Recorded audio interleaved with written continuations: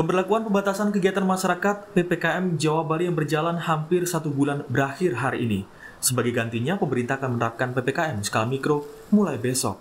Menurut epidemiolog Griffith University Diki Budiman, pemberlakuan pembatasan kegiatan masyarakat berskala mikro harus bisa menjawab permasalahan mendasar dalam penanganan COVID-19, yakni penguatan 3T dan menekan mobilitas masyarakat yang tidak esensial.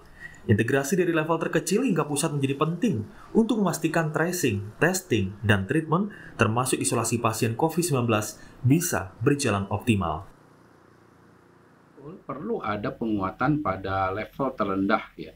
Dalam hal ini untuk pemerintahan kan tentu di level desa, kelurahan untuk menguatkan respon yang juga didukung oleh masyarakat itu sangat saya dukung dan betul sekali karena kita menghadapi perang maraton ya panjang sehingga keterlibatan secara aktif dari masyarakat yang sifatnya itu bottom up ya oleh untuk masyarakat dan difasilitasi dan didukung oleh pemerintah pusat ataupun daerah tentu harus dibangun. Nantinya pemberlakuan pembatasan kegiatan masyarakat atau PPKM skala mikro diharapkan efektif memutus penyebaran COVID-19. Rencana untuk PPKM mikro ya, untuk di tingkat RT RW. Dan itu saya sangat tertarik karena setuju supaya karena di lingkungan perkampungan itu memang sebagian juga masih banyak orang-orang yang pada kerumunan gitu. Nah, ini RT dan RW yang harus benar-benar aktif dalam pekerjaannya supaya bisa memonitor warganya jangan sampai ada perkumpulan-perkumpulan seperti itu. Lebih efektif yang dulu ya, yang PSBB pertama ya. Gitu, kenapa tuh?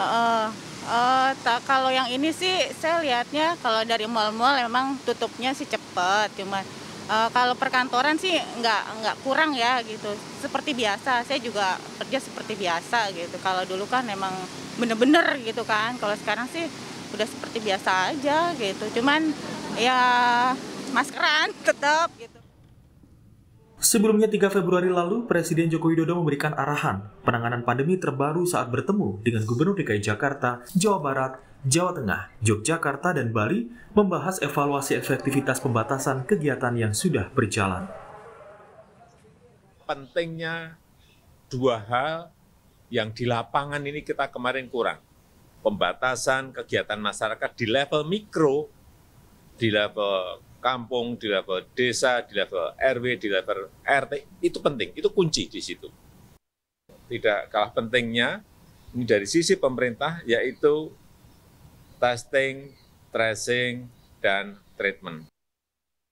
Seperti dikutip dari Harian Kompas, Senin 8 Februari 2021, rencana PPKM Mikro diantaranya adalah waktu berlaku 9 hingga 22 Februari 2021, basis mikro hingga tingkat RT dan RW, pelaksanaan bersamaan dengan PPKM Kabupaten dan Kota.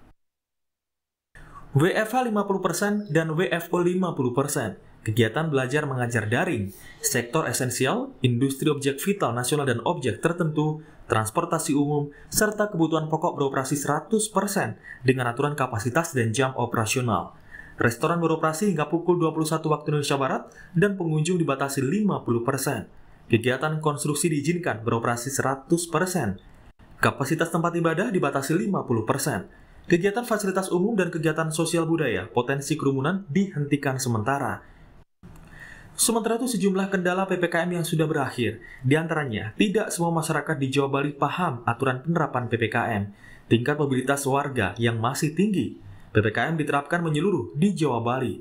Pengawasan di lapangan tidak seketat PSBB tahap awal. Sanksi sosial tidak memberikan efek jera, dan protokol kesehatan sulit diterapkan di pusat keramaian.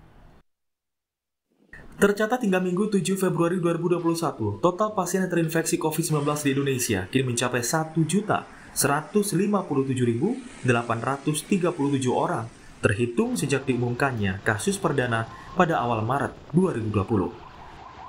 Kebijakan pengendalian pandemi COVID-19 dari pemerintah pusat tak akan efektif jika tanpa disertai keseriusan kepala daerah. Kreativitas dan inovasi pimpinan daerah menentukan kesuksesan penanganan COVID-19. Dengan dilaksanakannya kebijakan PPKM skala mikro besok, masyarakat diharapkan tetap patuh protokol kesehatan. Tim Liputan, Kompas TV.